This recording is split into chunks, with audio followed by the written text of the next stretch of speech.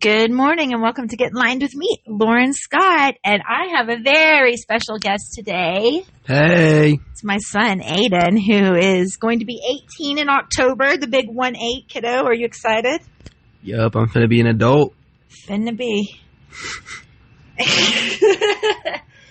I've been wanting him to come on for a while now because I think that kids' voices on shows are important. And this seems to be like a really good opportunity for you to talk about something important. Don't you think, Sana? Yeah, for sure. Okay. So where do you want to start? Do you want to start at the beginning? He's looking at me like, I don't know where I want to start, Mom. Okay, so I'll start for you. We are going to be talking about the Charlie Kirk assassination. So if that is too much for your mental health right now, we completely understand, and you may go enjoy another one of our podcasts that's a little bit more, I wouldn't say, a little bit more light. Let's put it that way, right, huh? Son, you have to speak. You can't just shake your head. Yeah. So my kid only goes to a half day of school because he's a senior. Whoop, whoop.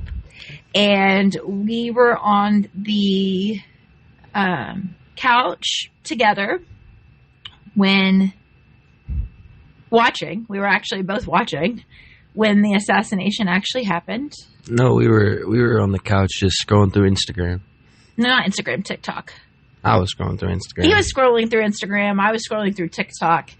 And then we both said at the same time, oh my God, he's been shot. Yeah, we literally read the same thing at the same exact time. Yeah. I saw a version that was far off from the version that Ayden saw at that exact time. That kind of messed him up. So I have a little bit of PTSD. Well, actually, I have a lot of PTSD from a wreck that me and my husband were first responders, I should say, to a wreck, and the guy I was working on didn't make it, and so it has affected me for years. This was Ayden's first. It's not your first? What are you about to say? My first? This was your first time to see somebody actually killed? No, definitely not. No. Oh, well, let's talk about that. So, no, Mom. Why? Because you play games? No. Well, speak about it, son. Because you told me this was your first time to see somebody actually get killed like that. I did not say that. You did not say that? Okay, so... No, Twitter's a thing, Mom. Twitter's a thing. So you've seen people. A lot, yeah. A lot. So you were... I guess maybe then I was more... thought that you were more desensitized than what you were. Because when you saw that, he saw the up-close version. He told me not to scroll, to put my phone down.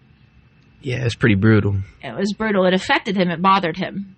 But what really bothered him was about 5 minutes after that, and the way that what people were saying for the rest of the day, right? Yeah, there's like a few different people that just were like cheering, like, oh yeah, like, I get he's not.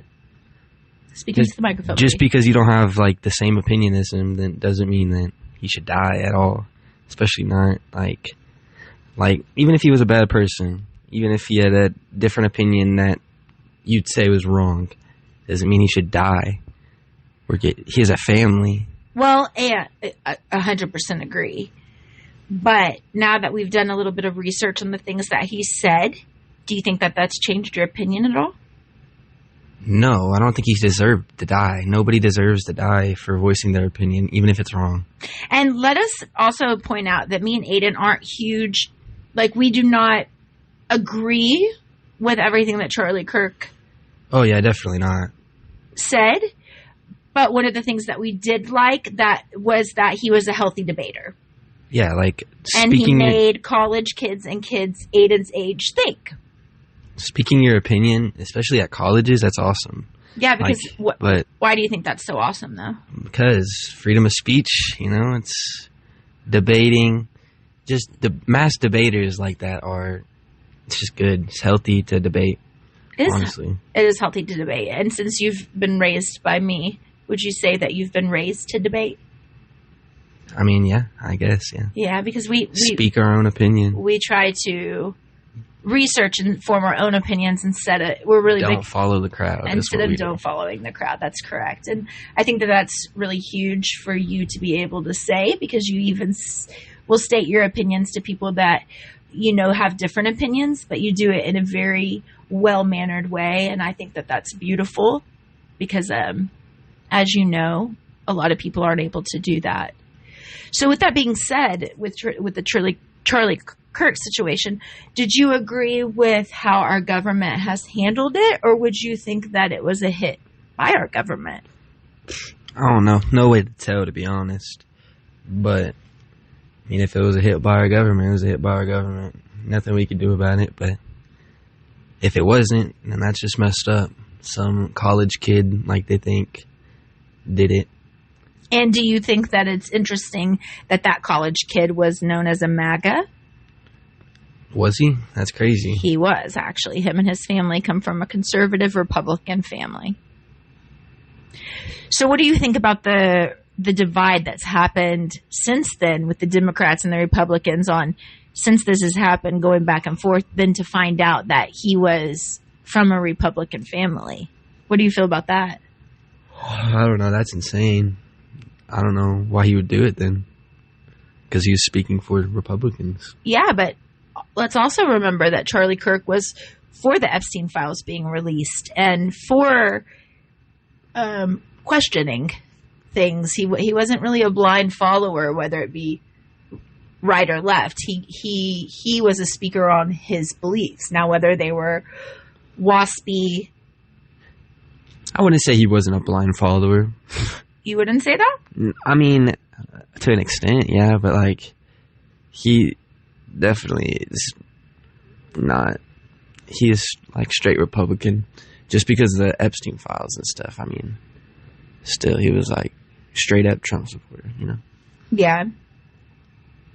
And so, do you think that if there was a way to speak to kids that are angry or sad, or even adults, with what we're seeing, you know, it's been made into a political war, what would you say to that, since it wasn't even really a political war now that we're finding out?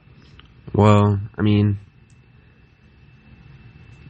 I don't know, honestly. So our childhood was different in the sense that, you know, I went to a school where we never had to worry about being gunned down, and your childhood has been taught how to hide from those situations if they ever happen.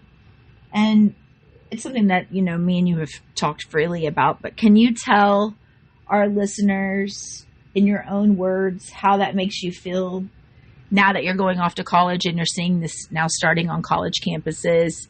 Does it scare you in any form or fashion, or are you so used to it being ingrained in your head since you've been in kindergarten that it's just another part of your day? Tell me about that. No, it's definitely scary. Like, having to be like your attention to everything around you, and just scared of, you know, someone being crazy, being in the wrong place at the wrong time all the time it's not fun, you know? And I hate that that's how the world has come to. And do you feel when you go out in public that you're always looking around, seeing the exits, or trying to read the people that are around you? I mean, to some extent, yeah. Like, definitely be like, if a guy looks suspicious, you know, look around. Look around for an exit just in case. Yeah. But, I mean, I don't know. So one of the things that I think as a mom, to me, was a few years ago when we were in New Orleans for the 4th of July. And you made a point, you were ready to go. You got a little anxious when the fireworks started going off. We were in downtown New Orleans, and the fireworks were starting to go off. And you got a little anxious, and then we ended up having to leave because you and Dad made a really good point. Would you like to tell people what you had said? Well, yeah, it was like a lot of people, and there was definitely some gang members there. They were all, you know, repping the color, and some of them were opposite.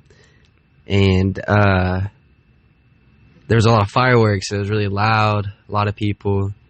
So I feel like that's just a perfect time for a mass shooting, you know, like, or like a fight to happen and no one would know because, it's fireworks. Because it's already so loud. Yeah.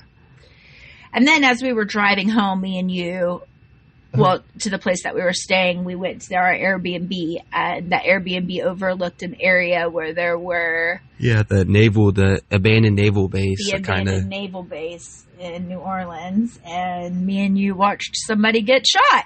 Yeah, well, I think so. Which right then, proved what you had said.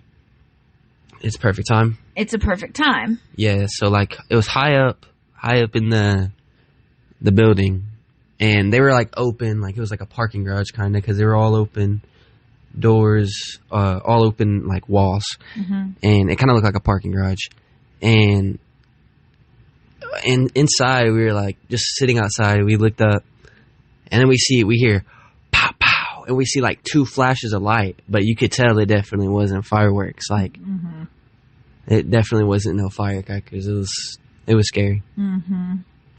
Now, with you going off to school, are you going to be more vigilant than you have been in the past? Oh yeah, for sure.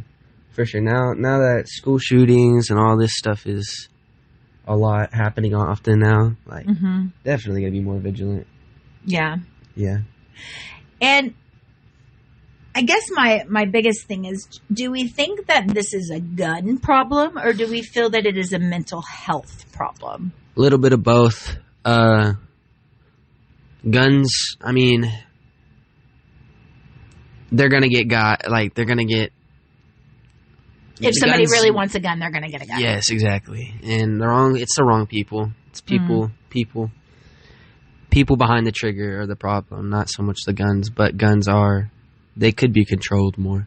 And what do you think going forward, just from somebody who's fixing to be 18 years old, has lived through all of these tragic things happening? What do you think moving forward would be the best option? Would it be saying no guns? Because like you said, guns... No. If you really wanted a gun, no matter what, you could get a gun, exactly. Right?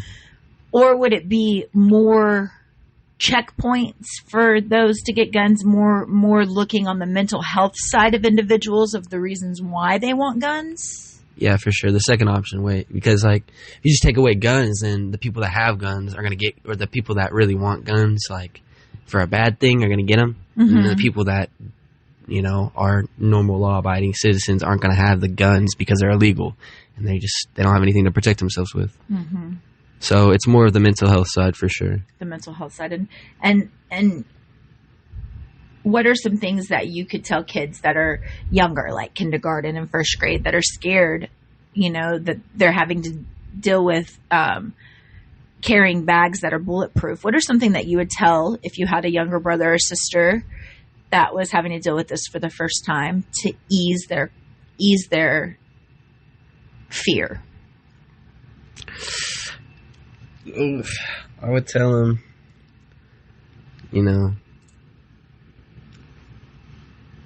I don't know. You don't know what you tell them? Yeah, just be vigilant, but just live life. Don't be scared. Yeah. Don't be scared, because you can't live your life in fear too. Exactly. You know what I mean? Like, you can't just always be going around in a fear mode. Yeah. Waiting to be attacked. Be vigilant, but live life. Yeah. Don't be so scared where you're trapped inside, boarded up windows and stuff like that. Like, just live life. Don't live in fear, but be vigilant. Something that's always been a big thing in our family is humanitarian, obviously, because it's what I did, and you grew up watching me do humanitarian initiatives. So I think that it's beautiful that we speak on humanity. And, one of the biggest problems that I've had with everything that we're seeing, literally everything, right, left, colors, the ICE situation, is just the hatred that I feel like it's been spread, and the inner divide. Would you agree with that? Yeah. Yeah? Yeah, there's been a lot of hatred in the world lately. There has. So how can we help as individuals move through this time in our world? What can we say to those that are having a tough time like we did on struggling with it? You know, like, come together. Don't judge people about their differences. Yeah, I mean, nobody, no matter what color or what anything religion you are, deserves to be shot, especially with free speech. Yeah, that's insane. Definitely not. And no matter the thought process that goes in there. Yeah. I don't think any different religion, race, movement, anything you're doing deserves for you to be shot. Like, Now, what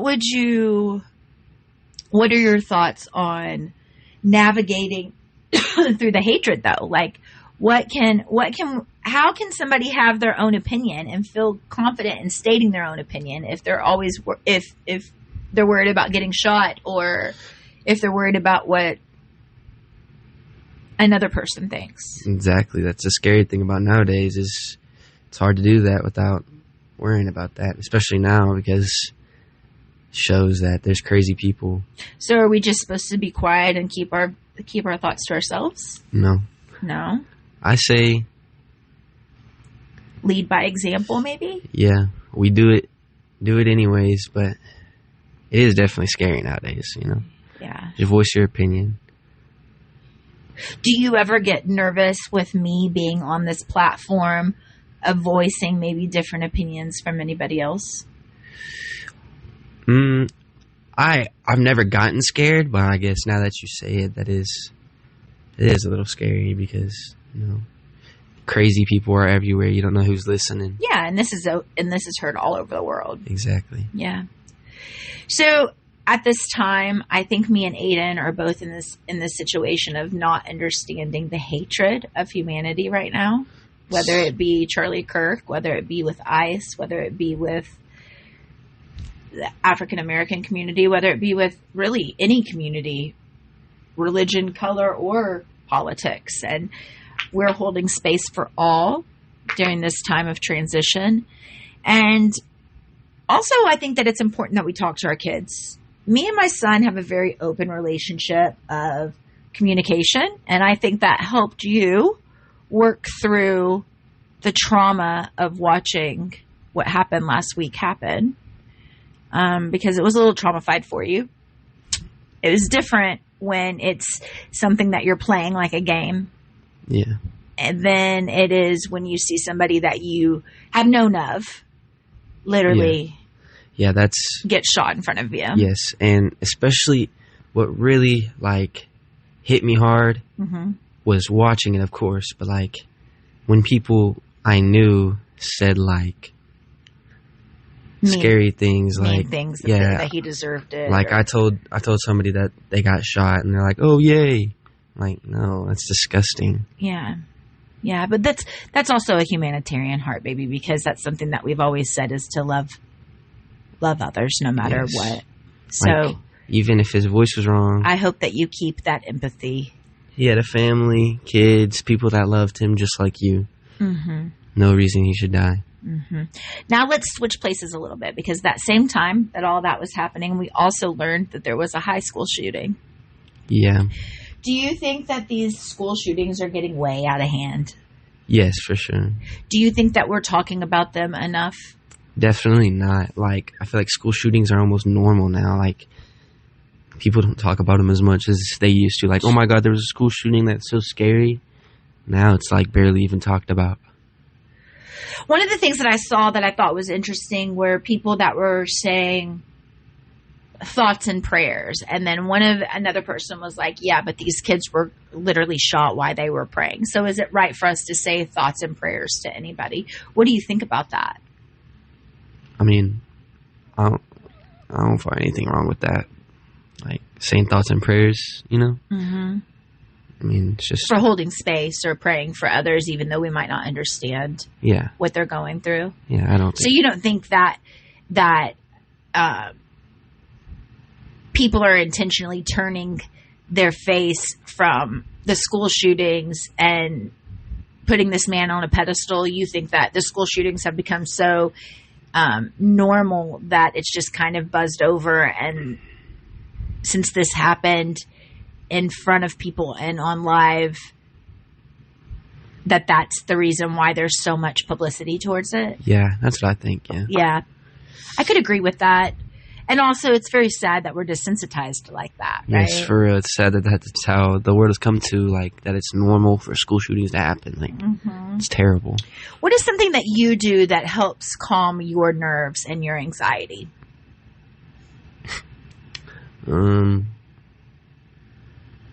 Just get in a happy place in my mind, like, think about home, family, people that make me happy. Zip up your energy. Yeah. Like you were taught when you were a kid. And what about deep breathing? Do you ever do any deep breathing exercises? I mean, yeah, sometimes, but not really. It's really just all on my mind. Really? You're just more of a mental focus. Yeah. Do you have anxiety a lot? No, not really. No? Not a lot. But are there any social occasions where you get anxiety? No, I don't think so. I'd say I'm a pretty social person. I don't have social anxiety at all, really. I'm more of an outgoing, like, don't care what people think, social-wise. And do you think that kids your age talk to their parents about how they're feeling? I would hope so. I mean, it's healthy to. You need to, especially if your mental state isn't great. You definitely need to talk to somebody. And it doesn't always, and when I say parents, it doesn't always mean parents. Just find somebody you trust. Somebody you trust. And what is something that you do to channel that energy sometimes? Is that where you find your music? Is that where you go in and you channel into your music that energy?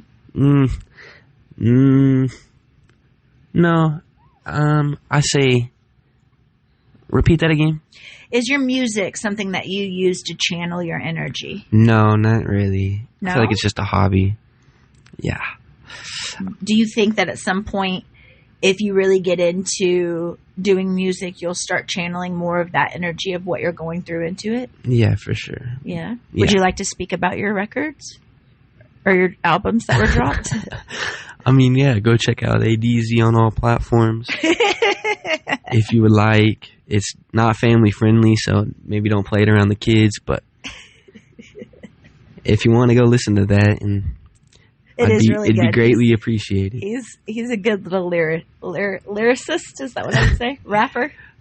Yeah, rapper. Well, kiddo, thank you for coming on and kind of telling your thoughts, because like I said, I don't think that enough parents really talk to their kids about stuff like that. And, we processed it for a good 48 hours of talking back and forth of like, oh my God, did we really just see that? And yes, I scrolled and saw what he saw, and that affected me even more, even as he got really pissed off actually, because he's like, I told you not to look at that one.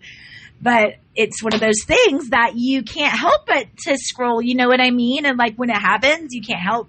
And then you're like, oh my God. So it kind of messed with my PTSD a little bit. And, then we talked about that, processing that. So I decided to come on today, and instead of putting out how I feel about Charlie Kirk or the political aspects of it, but to just hear from a mom and a son on what we experienced and the navigation of it, and, how it can be changed.